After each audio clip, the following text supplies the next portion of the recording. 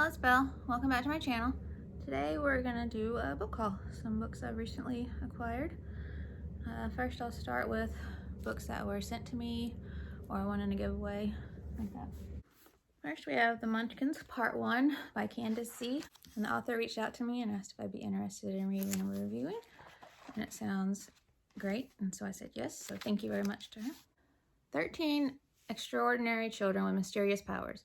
Their loving and protective father, and a sociopathic neighbor who knows them better than they know themselves.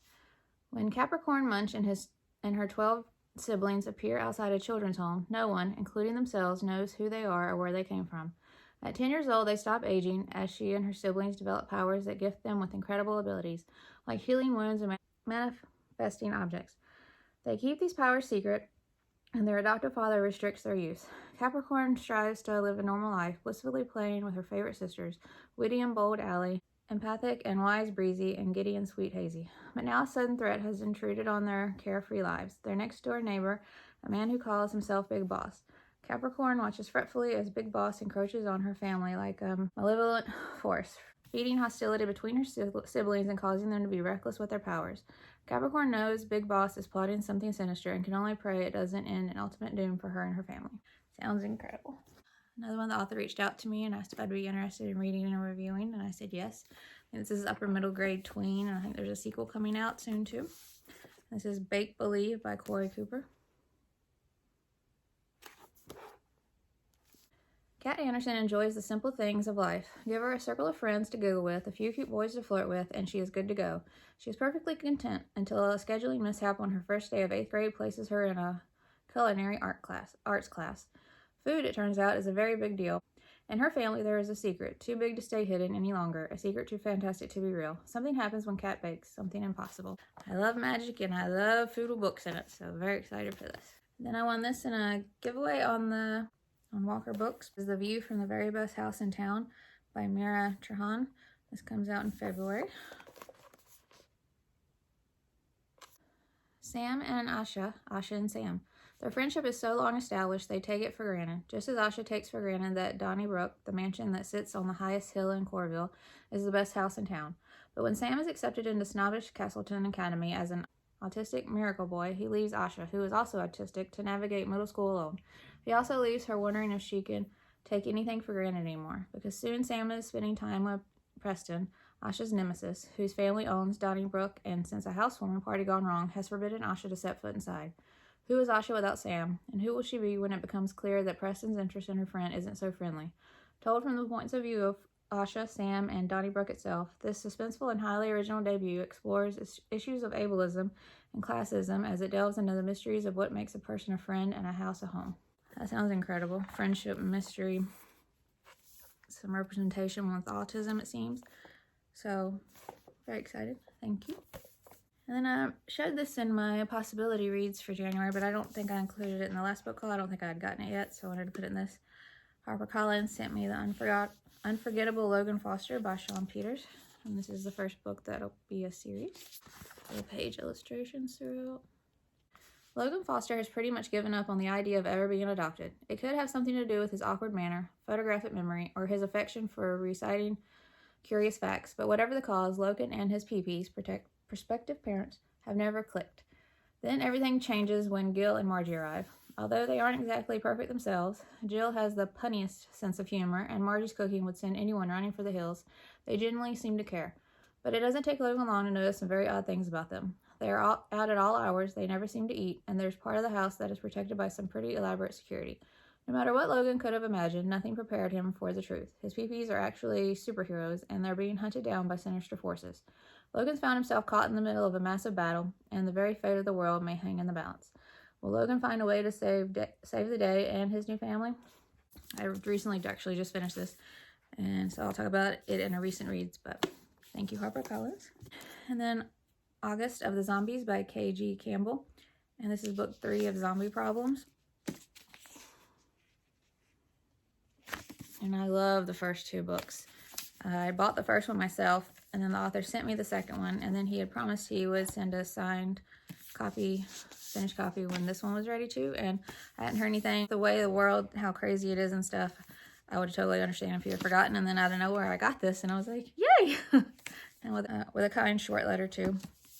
So I was very excited, and I've already started it because it comes out on the 25th, I think, which is this coming Tuesday, and today is Saturday. And I'm on page 104. And he not only writes it, but he's also the illustrator. And it's illustrated throughout. Oh, I'm not going to read the synopsis, but this is the third book, but I'm so excited to see how this all comes together and concludes, and I love these characters, so thank you so much to him. Then HarperCollins sent me Just Harriet by Elana K. Arnold. This comes out February 1st. Another one with full-page illustrations throughout. There are a few things you should know about Harriet Wormer. She just finished 3rd grade. She has a perfect cat named Matzo. She doesn't always tell the truth. She is very happy to be spending summer vacation away from home and her mom and dad and all the wonderful things she had planning all year. Okay, I mean, maybe that last one isn't entirely the truth. Of course, there's nothing Harriet doesn't like about Marble Island, the small island off the coast of California where her Nanu runs a cozy little bed and breakfast. And nobody doesn't love Moneypenny, Nanu's old basset hound. But Harriet doesn't like the fact that Dad made the decision without even asking her. When Harriet arrives on Marble Island, however, she discovers that it's full of surprises and even a mystery, one that seems to involve her dad, back when he was a young boy living on Marble Island, one that Harriet is absolutely going to solve, and that's the truth. It just looks like a fun, quick read, mystery, family, little island, a lot of illustrations, so I'm very excited. Thank you, HarperCollins. And then Source Books sent me the duology for The Nightmare Thief by Nicole, Lesperance. Book 1 is The Nightmare Thief. The Dream Spies, which just came out a couple weeks ago. So this is out and available. A girl, a dream shop, and a nightmare thief determined to get revenge. Marion Partridge loves working in her family's dream shop, where she can handcraft any dream imaginable. Dragonfly wings and tree pollen for flying dreams, goose down and nutmeg for calming dreams, cemetery dirt and spider eggs for nightmares, all with a dash of her family's dream magic.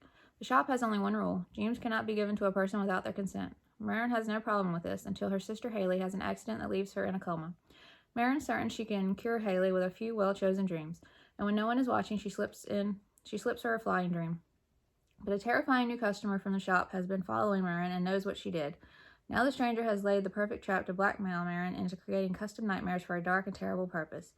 As Marion gets drawn further into the sinister scheme, she must make a choice to protect her family or to protect the town from her family's magic. I love a magical story, and I've learned that I love magical stories about dreams, so I'm very excited for this. So thank you so much, Sourcebook. And then Holiday House Books sent me The Swallowtail Legacy, Wreck at Ada's Reef, by Michael D. Beil. It's one of my highly anticipated releases, so I'm very excited. And this comes out in February, so very soon. History's secrets have a way of surfacing. 12-year-old Lark Heron Finch is steeling herself to spend the summer on Swallowtail Island off the shores of Lake Erie. It's the first time that she and her sister have seen the old house since their mom passed away. Her stepfather and his boys are okay enough, but the island's always been full of happy memories, and now everything is different. When Lark's hired to help with research for a book on the island's oldest resident, Dinah Purdy, she learns about a tragic boating accident that happened off the coast many years before. Yet something about the crash doesn't seem right, and then Lark discovers something amazing, something that could change Dinah's life, something linked to the crash and even to her own family's history with Swallowtail. But there are those on the island who would do anything to keep the truth buried in the watery depths of the past. That sounds incredible, and I'm so excited. So thank you very much, Holiday House. I don't even know if I showed the cover. And then the author reached out to me and asked if I would be interested in reading and reviewing her book. It comes out in April, and it's one of my highly anticipated releases, so of course I said yes. The Sisters of Luna Island by Stacy Hackney. Practical magic meets Little Women in this bewitching novel about sisterhood, secrets, and the sacrifices we make to save the ones we love. I'm already hooked. 12-year-old Marigold Lefleur is the last of a long line of aromages, witches who blend sense into practical charms using aromagic. But ever since a terrible accident injured her father and damaged Luna Island, Marigold and her sisters, Bertie and Lou, have vowed to abandon their family legacy and Mama's way of life. Shunned by their neighbors and overlooked by their parents, Marigold relies on her big sisters above all else. But when Marigold discovers a secret curse that threatens her family, her sisters can't stop the impending danger. It's up to Marigold and her best friend Sam to uncover the origins of the curse and break the spell. To do so, she must learn to trust her instincts and believe in her own unique magic or risk losing her beloved sisters forever. That sounds incredible. Love a good sister story, magic, all that. Very excited. Thank you so much, the author. And then I was so excited. I won this on a giveaway on the publisher's website, Algonquin Young Readers. I think that's how you say their name. But it's one of my highly anticipated releases again. This comes out in March. The Ogress and the Orphans by Kelly Barnhill. Stone in the Glen, once a lovely town, has fallen on hard times. Fires, floods, and other calamities have caused the people to lose their library, their school, their park, and even their neighborliness. The people put their faith in the mayor, a dazzling fellow who promises he alone can help. After all, he is a famous dragon slayer. At least, no one has seen a dragon in his presence. Only the clever children of the orphan house and the kindly ogress at the edge of town can see how dire the town's problems are. Then one day, a child goes missing from the orphan house. At the mayor's suggestion, all eyes turn to the ogress. The orphans know this can't be. The ogress, along with a flock of excellent crows, secretly delivers gifts to the people of Stone in the Glen. But how can the orphans tell the story of the ogress's goodness to people who refuse to listen? And how can they make their deluded neighbors see the real villain in their midst? So excited. I liked The Girl Who Drank the Moon, but I wasn't as obsessed with it as like everybody else was. It wasn't like an all-time favorite or anything. But I think this one could be, and I'm very excited because it just sounds more like, it just sounds up my alley. So very excited. Thank you. So I won that one in a giveaway, but the same publisher, Algonquin, sent me this to read and review. And it's another most anticipated release, and I'm so excited. The Counterclockwise Heart by Brian Ferry. The cover's so soft. I love that. Such a beautiful cover, too. Editing bell. I didn't say, but this comes out February 1st, too. So very soon. Tick, tick, tick. Time is running out in the empire of Renvelt. The sudden appearance of a strange and frightening statue foretells darkness. The Hierophants, magic users of the highest order, have fled the land, and the shadowy beasts of the nearby hinterlands are gathering near the borders, preparing for an attack.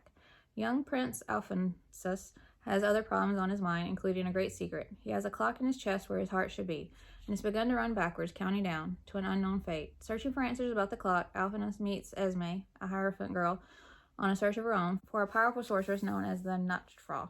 Riddles from their shared past threaten the future of the Empire, so Alphonsus and Esme must learn to trust each other and work together to save the Empire, their families, their hearts, or see everything they both love destroyed. That sounds so fantastic. I'm so excited. And with the clock for his heart, like, it just sounds a little bit steampunk. So very excited. Thank you so much. Now for the books I bought myself, and I'll start with a few sequels I got. I got the next in the Harley Hitch by Vashti Hardy series. This is Harley Hitch and the Missing Moon. Since these are sequels, I won't read the synopsis. These are just fun, quick, probably early middle grade, full of illustrations. And I love Vashti Hardy's books so much, and I love the first one, so I can't wait to read this. It looks like a lot of fun. Then The Tower at the End of Time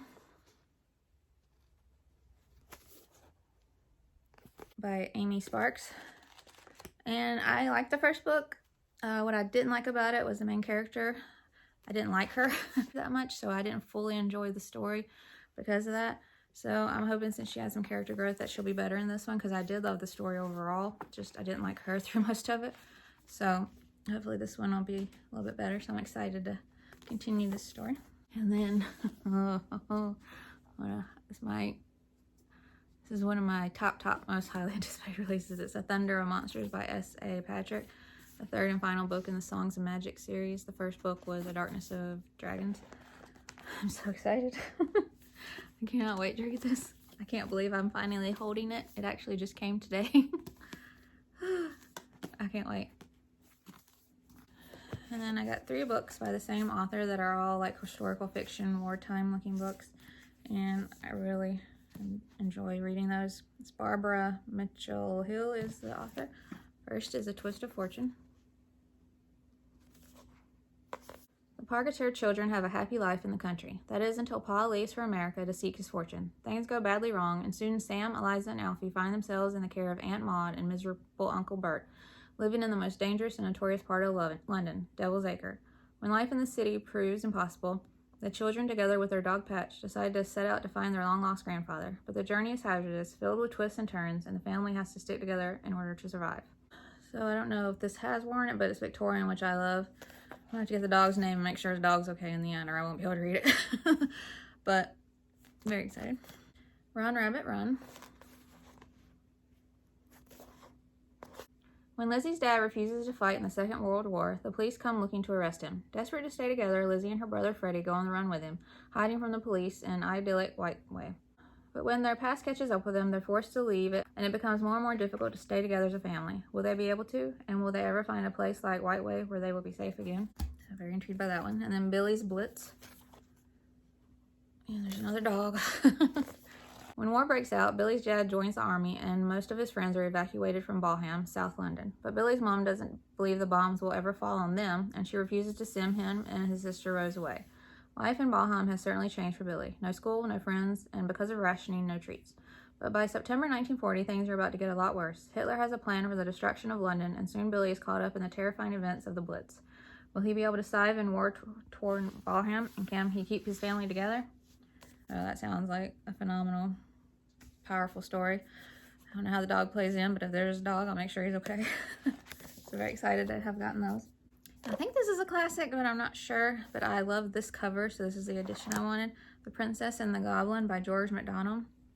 An introduction by Timothy Larson. Excited. This is the cover. When Princess Irene is sent away to live in a great old castle house in the mountains, her life is dull until she happens upon a hidden stairway. But whatever or whoever she finds upstairs will lead her out of doors and into the mountains where only the miners are brave enough to go. Doesn't tell me much of anything, but that's fine. I don't really like knowing much. There's a quote by C.S. Lewis. I have never concealed the fact that I regarded George MacDonald as my master. Indeed, I fancy I have never written a book in which I did not quote from him. Oh, wow. And he's talking about the author of this book, C.S. Lewis is, so I'm very excited and intrigued now. So, yay. And then I got The Truth About Martians by Melissa Savage. And I read another book by her. Was it Karma Moon? I think it was, and I loved it. So I was looking into more of her books, and this one sounded amazing, and I love this cover. It's The Truth About Martians. Milo knows there's no such thing as Martians, at least until a flying saucer crash lands near his home, and then he starts to hear a voice, asking for help. Desperate to be as brave as his older brother, Obi, who passed away over a year ago, Milo investigates the crash. What he ends up discovering is more about friendship and the universe than he ever could have imagined. So it sounds fun, supernatural, with like the aliens, and but with the important messages at its core, of course. And I'm very excited to read something else by her.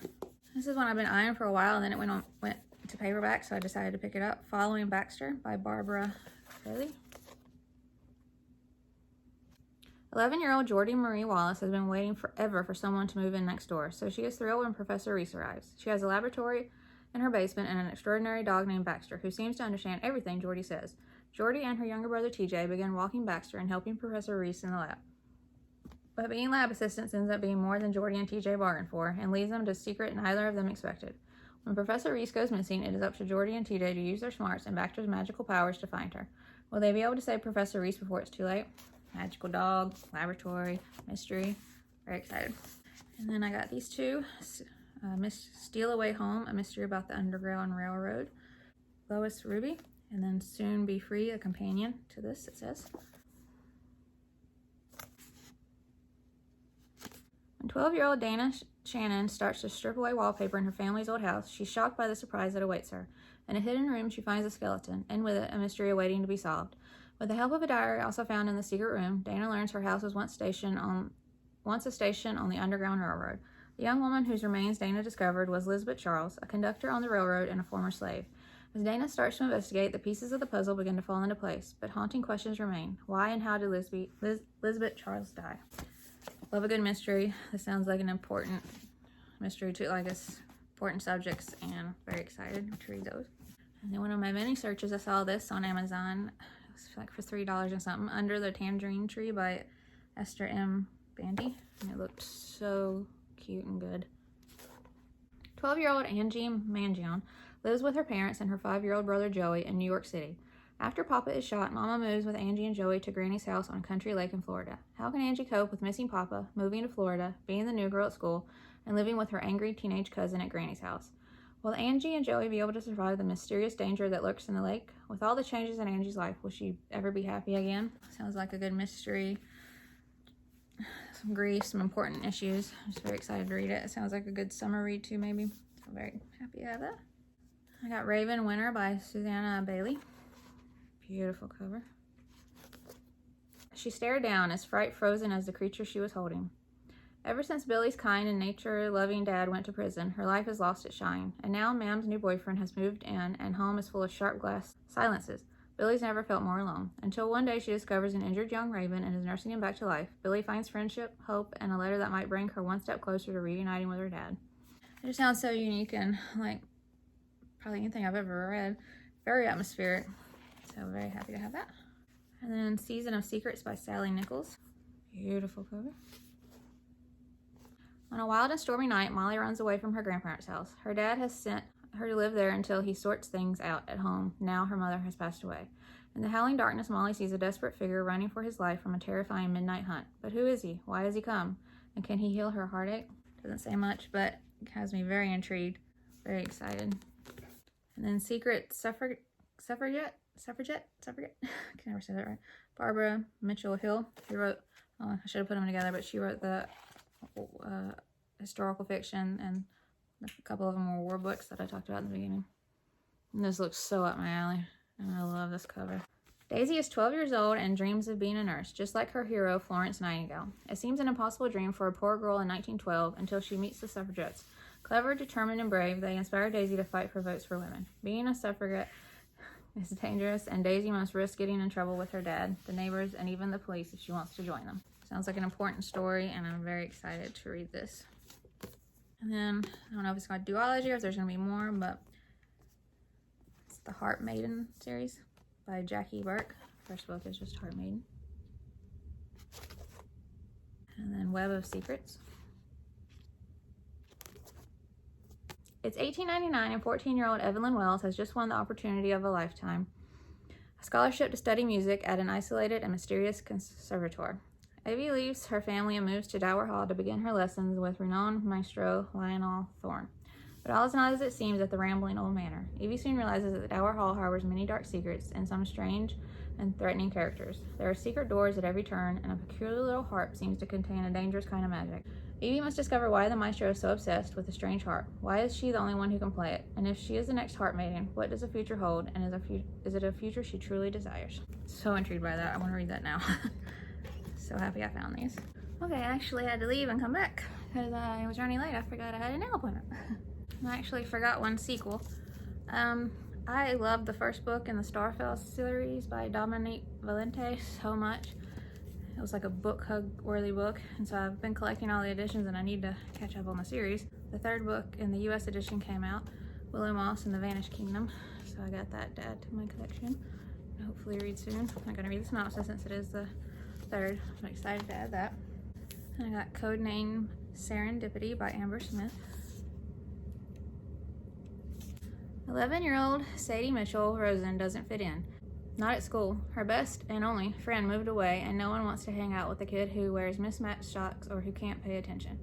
And not at home. Her two moms don't understand her, and lately she can't get along with her older brother. Now Gramps has moved in, and no one is telling her the truth about why. Then Sadie meets a stray dog named Dewey. But Sadie's mom say that Sadie's mind is always wandering with a larger-than-life imagination. She's forgetful, and she's just plain irresponsible. So no, they can't adopt Dewey. But her moms don't know Sadie and Dewey can communicate telepathically, and Dewey might be just as misunderstood and lonely as her. So Sadie makes it her mission to rescue the pup no matter what. A little magical element there, and usually I don't go towards dog stories because always seems something to happen, but I think this one will be okay. It just sounds so heartwarming and charming. It's got that magical aspect, so I'm very excited.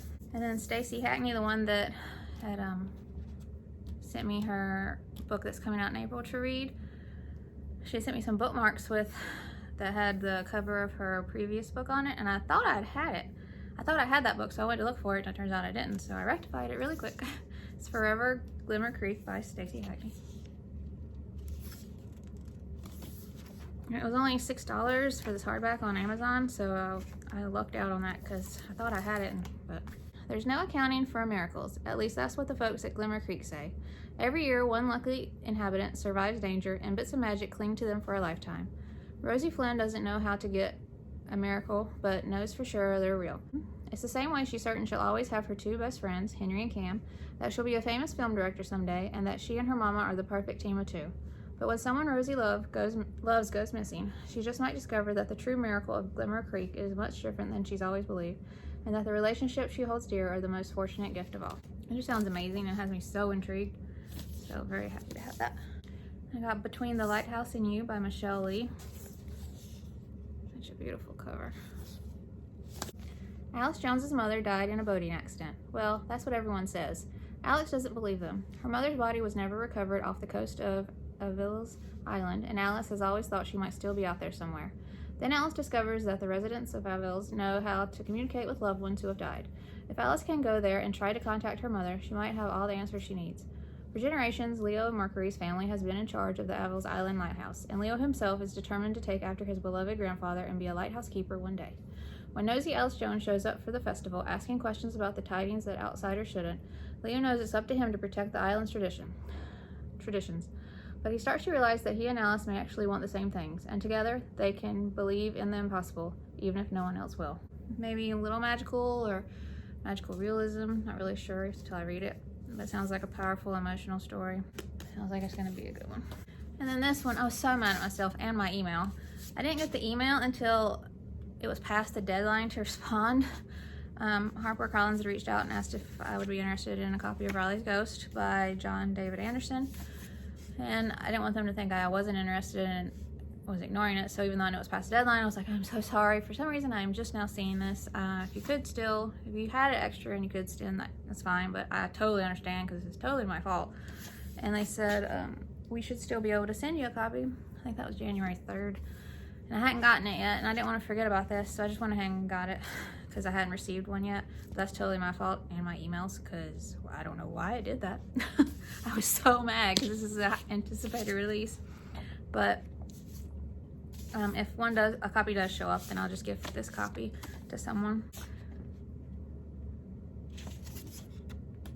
Riley Flynn is alone. It feels like she's been on her own since 6th grade when her best friend Emily ditched her for the cool girls.